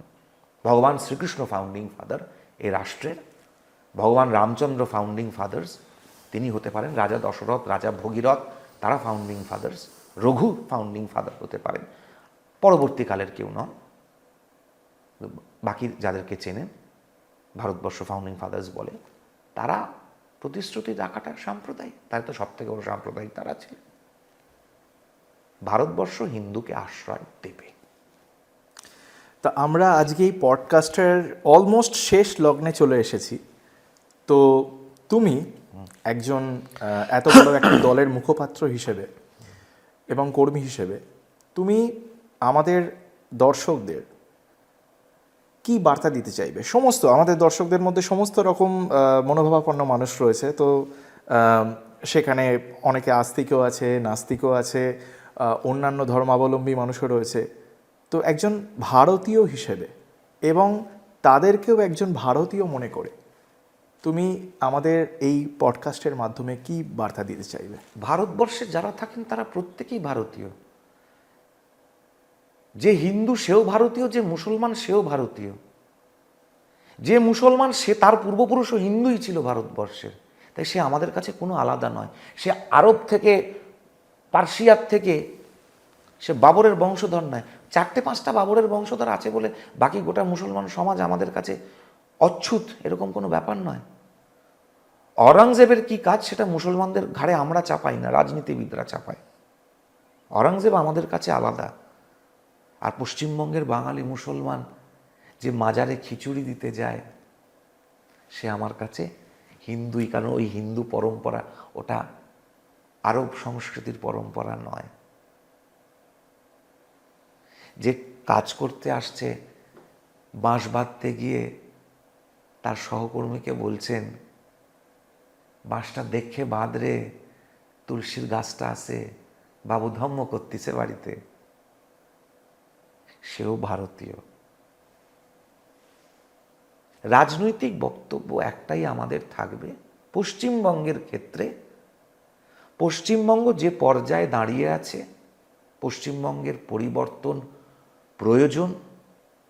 বর্তমান শাসক শোষক হেরে বসে আছে, এমন ভাবার কোনো কারণ নেই যে বর্তমান শাসকের পরিবর্তন সম্ভবপর নয়। 34 বছরের জগদ্দল পাথর যেভাবে সরানো পশ্চিমবঙ্গে সম্ভবপর হয়েছে, 25 বছরের জগদ্দল পাথর ত্রিপুরার থেকে সরানো যেভাবে সম্ভবপর হয়েছে, বড় বড় রাজপাট ধনানন্দ থেকে আরম্ভ করে সবাইকে যখন সরানো সম্ভবপর হয়েছে, হিটলারকে সরানো সম্ভবপর হয়েছে, তখন সেখানে এই বর্তমান শোষক পিসি ভাইপোর শাসন কোনো এমন কিচ্ছু ব্যাপার নয়। এদের না আছে বিদ্যে, না আছে শেকড়, শুধু আছে টাকা ছড়ানো, ধান্দাবাজি, মিথ্যা আর জামাই নিয়ে এসে ভোট করানো। নিজের ভোটটা নিজে দিতে যাবেন। মমতা বন্দ্যোপাধ্যায় হেরে গেছেন, হেরে বসে আছেন, তাই জন্যে তৃণমূল এই চিৎকার চেঁচামেচিগুলো করছে, পাগলের মতন হয়ে উঠেছে, এই রক্তের বন্যা বওয়ানোর চেষ্টা করছে, ভয়ের রাজনীতি। কারণ আয়টা কমে যাবে, টাকাটা থাকবে না। নিজের ভোট 26-এ নিজে দিতে বেরোন, প্রত্যেকে দিতে বেরোন। কোন বাংলাদেশি অবৈধ অনুপ্রবেশকারী পাকিস্তানি রাজাকার আপনার বাড়ির পাশে ঢুকে আছে, ইলেকশন কমিশনকে জানান। জানিয়ে আপনার নিজের সিটিজেন হিসেবে যে দায়িত্ব, নাগরিকের যে কর্তব্য ভোট দেওয়া, এই অধিকারের প্রয়োগটা করুন। কেউ আটকাতে পারবে না। আগে একে মমতাকে সরান, তারপরে গণতান্ত্রিক পরিবেশ তবে পশ্চিমবঙ্গে ফিরবে, যেটা ভারতবর্ষের অন্যান্য প্রতিটি রাজ্যে ভারতীয় জনতা পার্টি শাসিত রাজ্যে বর্তমানে দেখতে পাচ্ছেন, যেখানে একটা পাতা, একটা ফুল, একটা কাঁকড়, একটা জল ছুঁড়ে মারার ঘটনা ঘটে না নির্বাচনের দিনকে বা নির্বাচনকে কেন্দ্র করে। মানুষ আপনাকে চাইলে আপনি ক্ষমতায় আসবেন, মানুষ আপনাকে না চাইলে আপনি বিরোধী থাকবেন।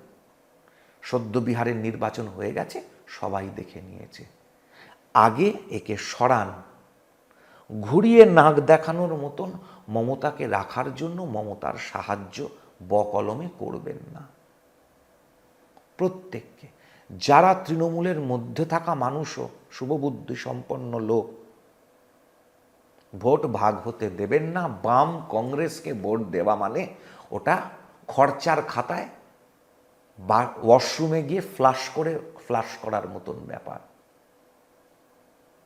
বাম কংগ্রেসকে ভোট দিয়ে, অন্য কোনো ইন্ডিপেন্ডেন্ট ক্যান্ডিডেটকে ভোট দিয়ে, অন্য কোনো রাজনৈতিক দলকে ভোট দিয়ে ভোট নষ্ট না করে মমতাকে সরান।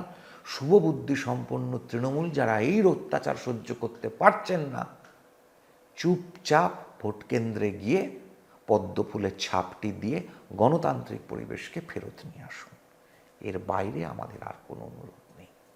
তুমি একজন এই বঙ্গের বিরোধী দলের মুখপাত্র হয়ে তোমাকে যদি জিজ্ঞেস করা হয় যে আমাদের রাজ্যের শাসক দলের বেশ কিছু পজিটিভ যে পয়েন্টসগুলো রয়েছে, পজিটিভ দিকগুলো রয়েছে, সেগুলো কিছু আমাদের দর্শকদের জানাতে, তাহলে তুমি কি কি বলবে? একটাই পজিটিভ পয়েন্ট আমি বলবো, বিরোধী রাজনীতি কিভাবে করতে হয় এটা মমতা বন্দ্যোপাধ্যায়ের কাছ থেকে শেখা উচিত। এটা মমতা বন্দ্যোপাধ্যায়কে আমরা দেখেছি, এই গুণটা বর্তমান শাসক যিনি বিরোধী ছিলেন, যে কারণে আমরা চাইছি, আমরা মমতা বন্দ্যোপাধ্যায়কেই চাইছি বিরোধী নেত্রী হিসেবে।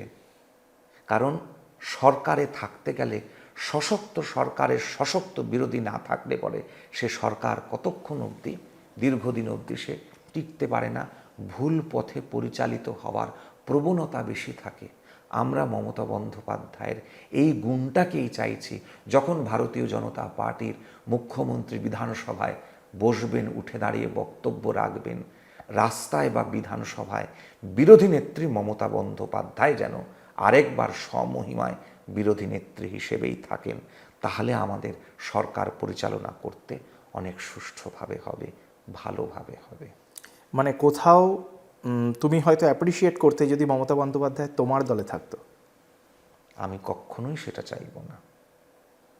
উনি বিরোধী আছেন, বিরোধীতেই থাকুন। মানে যদি ধরো আজকে প্রেক্ষাপটটা এরকম হতো যে তোমাদের যুদ্ধটা বা লড়াইটা রয়েছে বামেদের বিরুদ্ধে, সেই ক্ষেত্রেও কি চাইতে না যে মমতা বন্দ্যোপাধ্যায় তোমাদের হয়ে লড়াইটা করুক? সার্বিক জায়গায় তো আমাদের সঙ্গে জোট তো ছিল, কিন্তু সেই মমতা বন্দ্যোপাধ্যায় আর আজকের মমতা বন্দ্যোপাধ্যায়ের সঙ্গে কোনো মিল নেই। আমি জানি না ভ্রান্তিবিলাসের মতন কোনো ব্যাপার হচ্ছে কি না, হয়েছে কি না, অজানা অদল বদল হয়ে গেছে কি না। কারণ অতীত মমতা বন্দ্যোপাধ্যায়, বর্তমান মমতা বন্দ্যোপাধ্যায় এক নন। তাই এই মমতা বন্দ্যোপাধ্যায়কে নিজের দলে বা তার দলে নিজেকে কোনোদিন আমরা কেউ চাইব না। রাজস্বীদা, তোমার সাথে আজকে কথা বলে আমার ভীষণ ভালো লাগলো এবং আমি নিশ্চিত যে আমাদের যারা দর্শক রয়েছে তাদেরও ভীষণ ভালো লেগেছে। এবং তুমি যে আজকে আমাদের সময় দিলে এর জন্য সত্যি অনেক অনেক ধন্যবাদ। তো দর্শক বন্ধুরা, আশা করি আজকে আমাদের এই এপিসোড আপনাদের খুবই ভালো লেগেছে। যদি আপনাদের এই এপিসোডটা ভালো লেগে থাকে অবশ্যই কমেন্ট করে জানাবেন, লাইক করবেন, শেয়ার করবেন ভিডিওটা অনেক অনেক করে, এবং অবশ্যই আমাদের চ্যানেলটাকে সাবস্ক্রাইব করবেন। কারণ আপনারাই কিন্তু আমাদের চ্যানেলটাকে আরও অনেক বেশি গ্রো করতে সাহায্য করতে পারেন। তাই পাশে থাকবেন, সঙ্গে থাকবেন এবং অনেক অনেক ভালো থাকবেন। তাই আজকের মতো এখানেই শেষ। নমস্কার।